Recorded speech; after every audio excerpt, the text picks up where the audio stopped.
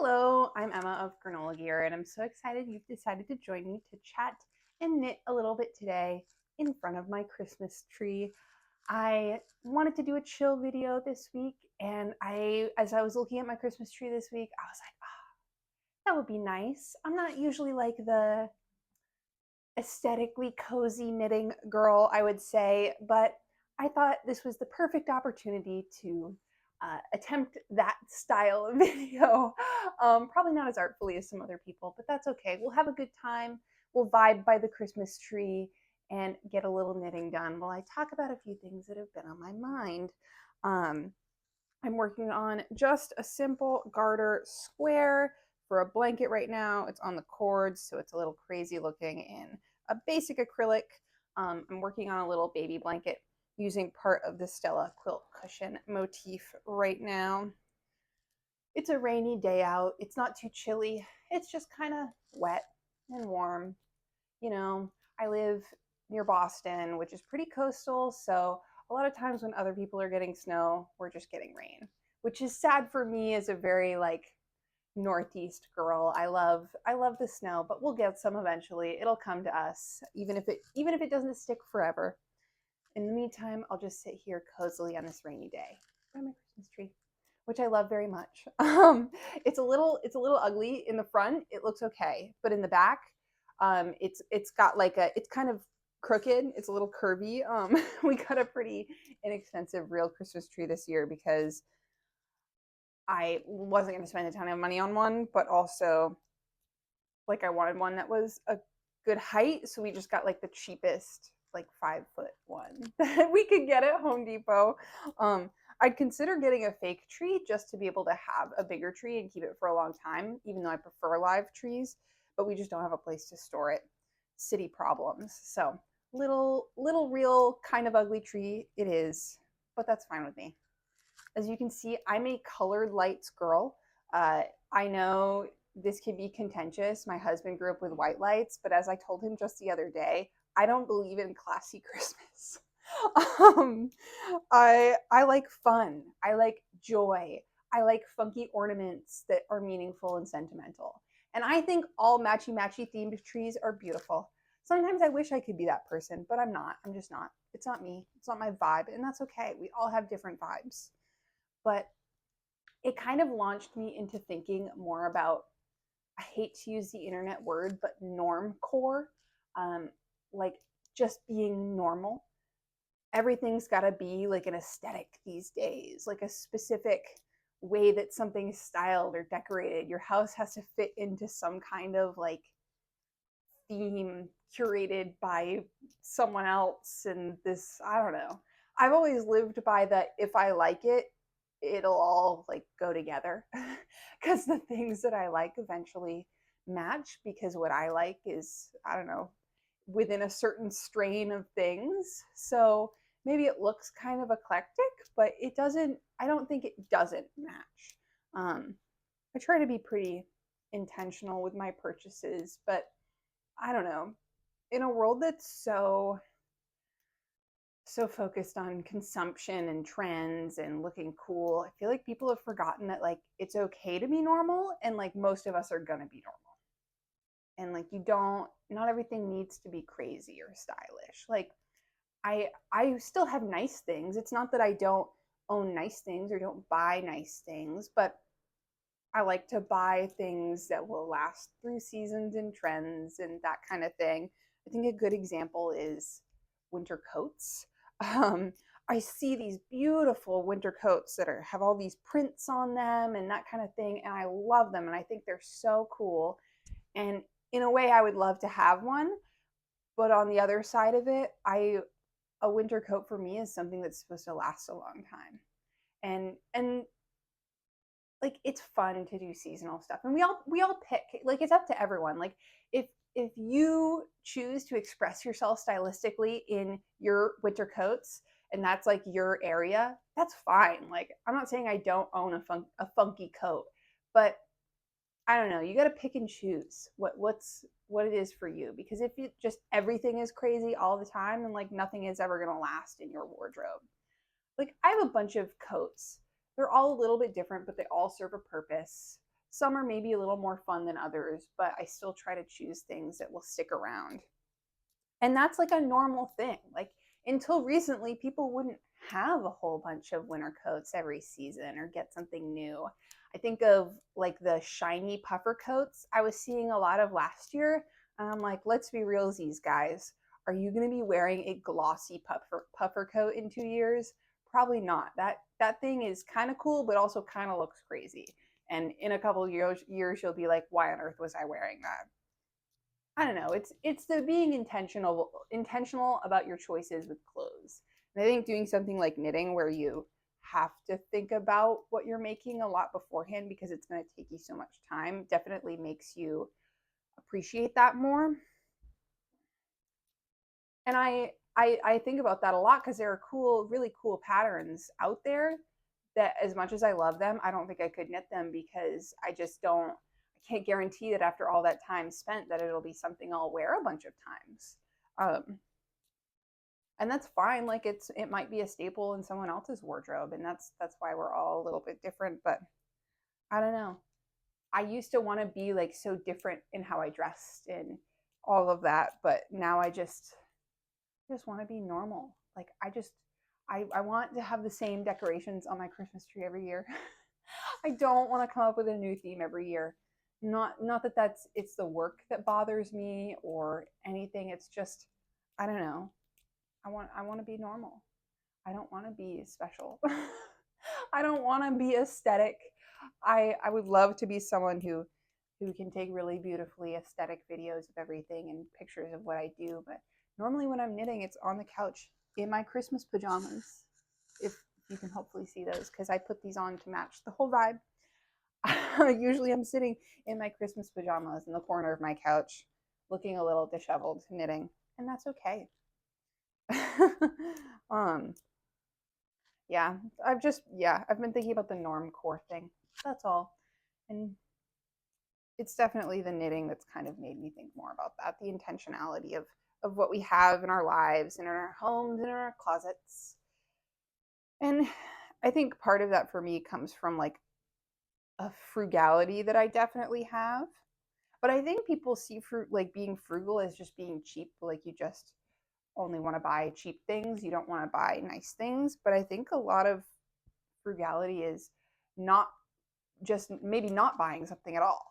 Like I don't need it, so I'm not going to buy it at all. Like it's just an extra thing. And it's also being frugal can be buying the more expensive thing because it'll last longer. I know I choose to invest in a lot of times pants because I like a good sturdy pair of pants that'll last me a long time.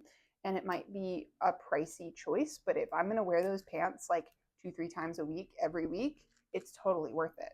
Um, I have some pants from Everlane that I really like that are 100% cotton, a couple pairs, and they're my favorite pants, and I've had them for a number of years now.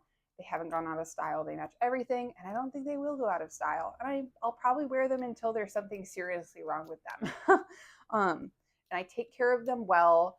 I wash them. I don't put them in the dryer because that makes things last a bit longer, and they always air dry, and they still fit me nicely, and they've worn really well, and just that kind of thing.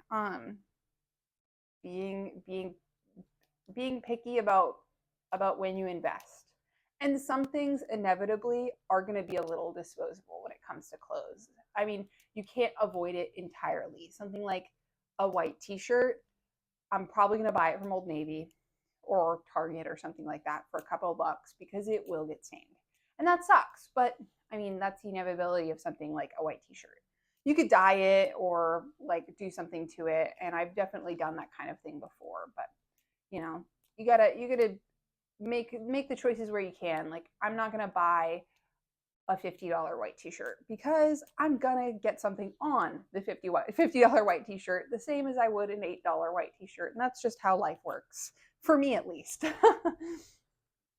You gotta be picky and choosy, I think, and we all do that to some degree. But I think there's this expectation that if you're gonna be someone who makes your clothes, who's going to live that way, the slow fashion way, that it has to be all really expensive, which it doesn't.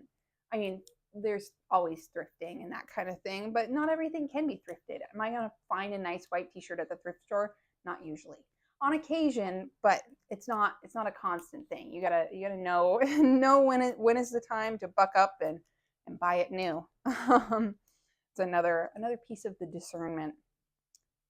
Yeah, I don't know. I love being able to see people's beautiful aesthetic homes. I think that's important. But I think it's also so important to remember how aspirational that is. Like, that's just not supposed to be me. And that's okay. Like, my home doesn't have to look like that. And that's fine. It doesn't make me a bad person. It doesn't make me not as good at taking care of my house or lesser in some way. Um, I'd rather be content with what I have and know that I'm financially secure because of the choices that I've made in my home than like spend a ton of money for it to look super picture perfect all the time. Or energy. It takes so much energy to like curate in that way. I just can't. I see something and if I like it and if it makes sense and if it fits in my home and I need it, then I'll buy it. um Not to erase joy from it. Like, you can buy the new table runner sometimes. Like, it's not going to be the end of the world. You know, gotta pick your battles. One thing, like for this Christmas tree, I don't have a tree skirt yet because I was kind of in a place where I feel like I make so much stuff. And I was like, I just don't want to make a tree skirt. It feels like so much energy and I don't really have the time and I make everything and it's not a long enough season.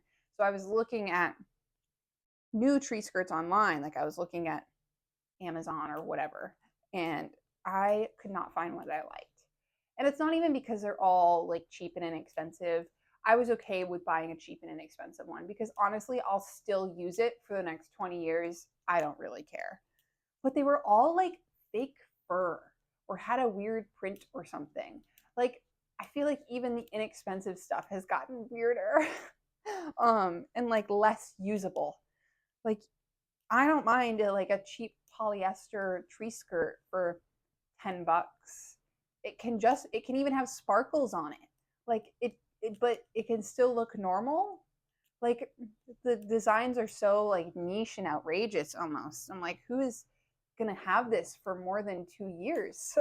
It's literally a tree skirt. It should probably last you forever. It's not like getting really worn in. I mean, I think about the tree skirt my mom has, and it's a polyester thin, like kind of satiny tree skirt from Walmart with sparkles on it that I think we've probably had for at least 10 years, if not more. And it looks the same because it's a tree skirt and it sits out for a month and a half every year, and then it goes back in a box. um, so that was kind of like, oh, I'll buy something like that, but I just couldn't find anything that I even felt worth buying like that, which was really sad. Um, so I'm like, well, I guess now I have to make a beautiful quilted heirloom tree skirt. Gosh darn it. Or I just won't make a tree skirt this year. I'll get to it eventually. And then next year I'll have the same crises and still not buy or make one. But I want to make one, but it just hasn't happened. I don't know. It's hard to live in this world sometimes to know what to do. I don't know. And then I think about what I want to have. What things do I want to have in 15 years? Like, I have to remember not to donate things sometimes. I'm like, oh, just because it doesn't work right now doesn't mean that I shouldn't maybe keep it. I get a little sentimental sometimes, not in a hoarder type of way, just in a, I don't know. I think of there's this one girl on Instagram who comes up sometimes, and she seems to have all of her clothes from the last 20 years. Like, she's always, I'm trying to think, it's very like Y2K millennial. And she even has tights that she wore trying to be a fashion blogger. Like, it has to be like 15 years ago now. Maybe it was just 10. I don't know. It was a while ago. And she just somehow has all of this random Forever 21 jewelry that she wore all the time then. I'm like, at what point is that a good thing? And at what point is that a bad thing? It's really cool because she'll show pictures of how she styled it then. And then maybe she'll style it now. But to be able to keep all of those things, it's really cool now, but you always go through that period of, oh, this doesn't work anymore. I don't want to look at this anymore. I should just get rid of it. But once you get over that hump, it's going to be cool eventually. So what do you keep? I have clothes. Oh, there's someone walking by rapping. I hope you can't hear this. City life. Um, I have clothes from high school. I don't think I have clothes from like middle school. I'm like 24. Um, but I definitely have clothes from high school. Probably not. Actually, I have a couple pairs of pants even. Like in the early era of mom jeans, I have a pair of mom jeans that I got at the thrift store that are like Wranglers, probably like 70s, 80s Wranglers, and they're really nice. And even though they're not like in right now, that's something I keep because I know eventually they'll be cool again. I mean, we're going to come back to that. And they're good, sturdy, non elastic, 100% cotton jeans. So always worth keeping. Heck yeah. Lots of sweatshirts, not sweatshirts, but like fleeces. I have a pretty big collection of fleeces. They're all pretty basic. So they don't really go out of style. They stay pretty consistent over the years. But I definitely will see myself wear some of them more some years than other years, just depending on what's out there. I try to really assess trends and to think about them before I make a purchase. Like this year for my birthday, I actually asked for one of those belt bags, like the fanny packs. Not a Lululemon one. I picked out a different brand, but I didn't like them, and then I thought they were really basic. And then after a while, I was like, you know what? That's actually a really good bag for the city. When I'm running around and I just have my phone and my keys, but maybe I don't have pockets or don't want to keep my stuff in my pockets, it's a good option. It keeps just enough. It keeps it close to my body. I love a good crossbody, but you're not always in a situation where you want your crossbody like flapping around, just if you're going to be out and about. So I got one of those. But I did that with the intention of having it for a long time. Um, Even if it stops working for me at some point, I think it's something that I'll hold on to in case it like starts being something I feel like would work in my wardrobe again. I don't know, it's really interesting how things evolve in your mind, and it also comes with age. Like you start not, I don't know, for me at least, I started not caring quite as much about what other people think about what I wear and all of that, and how I do things because I do it the way that I do for a reason, and it works for me. It doesn't have to work for anyone else. Um, like I know barn coats were really in season this year, like in trend, and I've always been a barn coat girl. I have two.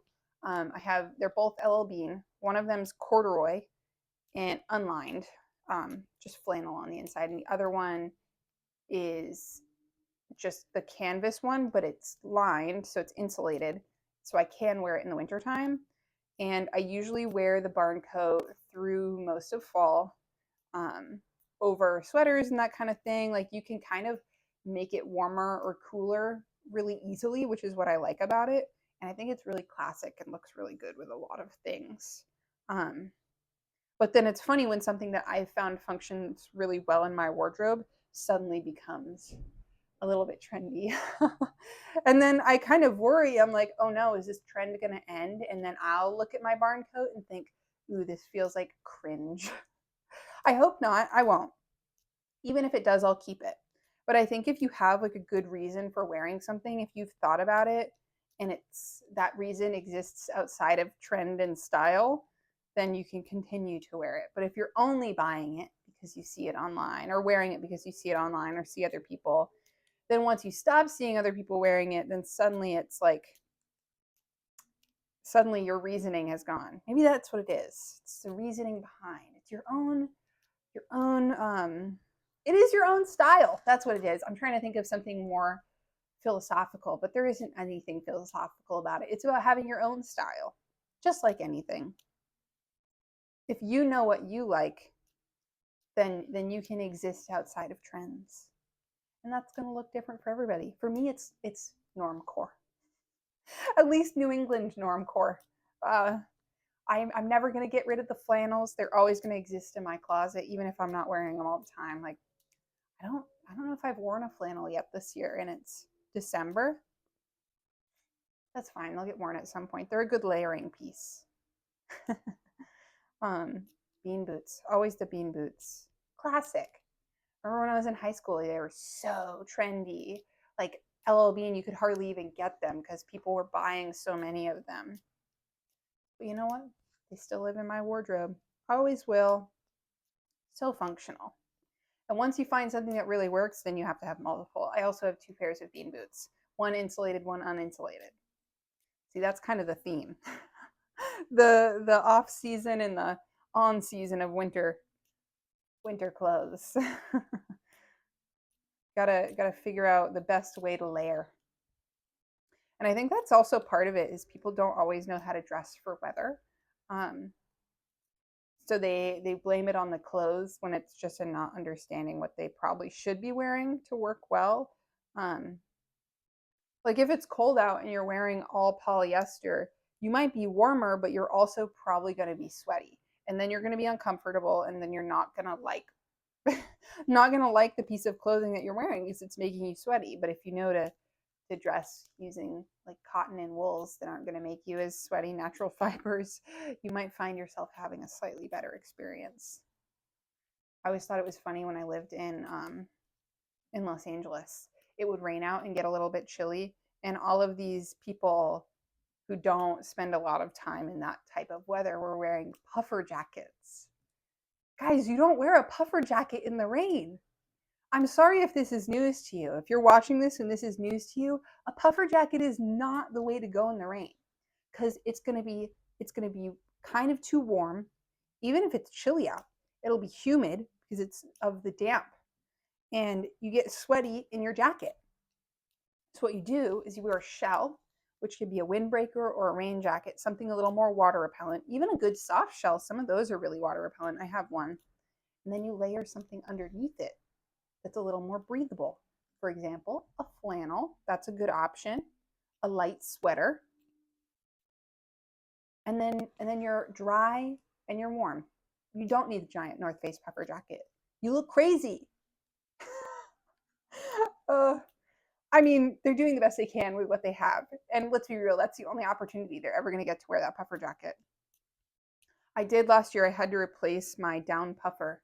Because while I was in California, my mom accidentally got rid of the one that I had. I had a nice big Patagonia down puffer that I had thrifted.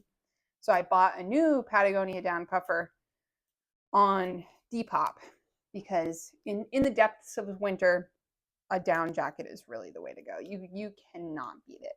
But I bought a new one and I really like it. It's purple, which my other one was purple too.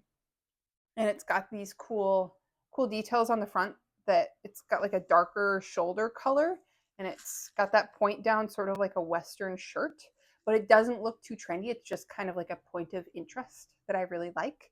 It looks very cool. But I bought it from someone in Orange County in California, and it was hardly worn because she lived in Orange County, California. What are you wearing a down puffer for? That's crazy. But I love it. It's awesome. My other down puffer had been really, really big. This one's a little more fitted, which works a little bit better. It doesn't fit every single sweater underneath it, but I've got other options for that. I don't know. It's been an okay knitting season. I feel like some of why I've been thinking about this is because I've made a few knitting choices that I haven't liked as much because I've tried to branch out a little bit. I tried to do a few like new and different patterns that were a little more interesting. And at the end of the day, I just didn't like them quite as much as a basic. I think for me, I like a really basic fit or style of the garment, but then I like to have fun on it, like with the type of yarn that I'm using. Like I've done some crazy stripy sweaters with thrifted yarn that were really fun. Took a lot of math to get the stripes all even across different things. And I just used like the Monday sweater pattern, and it was a really good base for having fun with the sweater. I think that's my preference, using funky yarns. Always a good unraveled sweater yarn is perfect. But yeah, it's been a good season. I feel like I'm learning a lot. And at the end of the year last year, I was a little worried that I had too many sweaters, but I'm doing all right on number. I still have space, definitely. And there's a few I'm probably going to rework this season, like early pieces that I don't like or don't fit as much, so I don't wear them as much. But I also work on a lot of gift knits, just kind of sprinkled throughout for my family, like larger ones, so that I'm still creating something big and something that I enjoy, and something that someone else will appreciate, but I'm not necessarily adding it to my closet. Working on one for my little brother.